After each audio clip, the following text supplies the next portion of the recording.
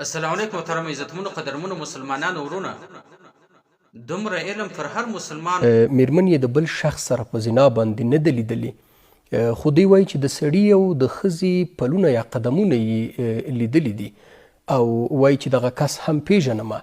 وایي په هغې وخت کې را سره څه نه و چې وژلی مې پرې وایي، اوس پې څه وکړم؟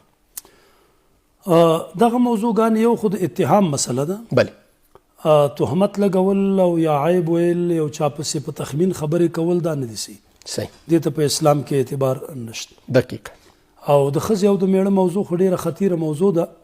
که چېرته یو سړی په خپلې ښځې باندې د زنا تهمت ولګوي چې دا زانیه ده نو او خبره محکمې ته لاړه سي نو بیا به یا د شاهدان تیری ورباندې د زنا هغه 4 شاهدان چې هر یو به په دې شاهدي وایي کالمیل فی المکحله، لکه سلایي پر انجمه کې چې هر یو وایي ما داسې لیدلې.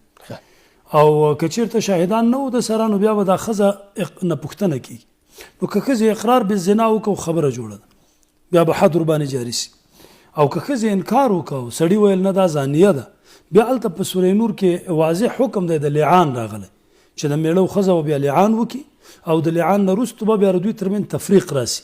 نبی علیہ السلام فرمایي المتلاعنان لا یجتمعان ابدا. هغه میړه او ښځه چې خپل منځ کې لعان وکړي او دوی په دې لعان باندې باقي پاتې وي بیا جمع کېدای نه سي، بیا دا میړه او ښځه سره جدا کېږي. دویمه موضوع یو د وژلو مسله ده.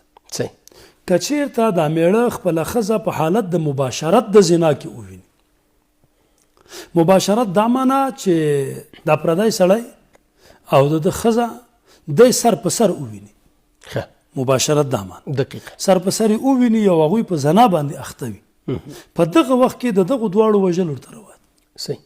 دا هغه حالت دی چې دا دواړه په دې زنا باندې اخته دي او دی وویني. بله، که چېرته موضوع دغسې سوه چې هغوی د زنا نه پورته سوي وو او یا د غږ وکړه او هغوی منډه سره وکړه، دغه دوران کې دا موضوع بیا محکمې ته ځي. دی بیا په خپله په دغه ځای باندې د جریاناتو یا د عکس العمل حق بیا نه لري. دقیقا.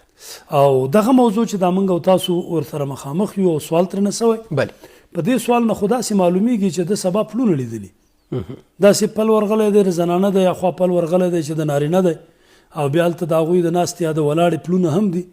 نو دی دا وایي چې دا زما د ښځې پل دی زه یې پېژنم، بلکل او دا پلونه د هغه سړي دي زه یې پېژنم.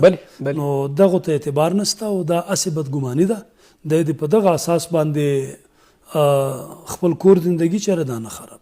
که بیا هم داسې یو موضوع وه چې دی د خپلې ښځې سره باندې بدګمانه دی، شواهد ورباندې لري نه، او خو اما دا کورنۍ ژوند د ده او د ښځې ترمنځ چلیږي نه، نو موږ بار بار ملګرو ته ویلي چې د ښځې او د میړه ترمنځ دا حقوق چې دي دا حقوق العبادو کې داخل دي. د ښځې د حقوقو رعایت په میړه فرض دی او د میړه د حقوقو رعایت په ښځې باندې فرض دی. نو کله چې دی د دغسې توهماتو ښکار سي او د میړه او د ښځې ترمنځ هغه حقوق د زوجیت ځای کېدو طرف ته روان سي نو بیا ښه خبره دا ده چې طلاق ورکړي. دقیقا. نو شریعت کې طلاق ورکول څه مشکل نه لري، نو طلاق دی ورکړي، دی به دا بدګمانۍ نه هم ختم سي او د حقوق د زوجیت دا به هم نه په عملي کړي.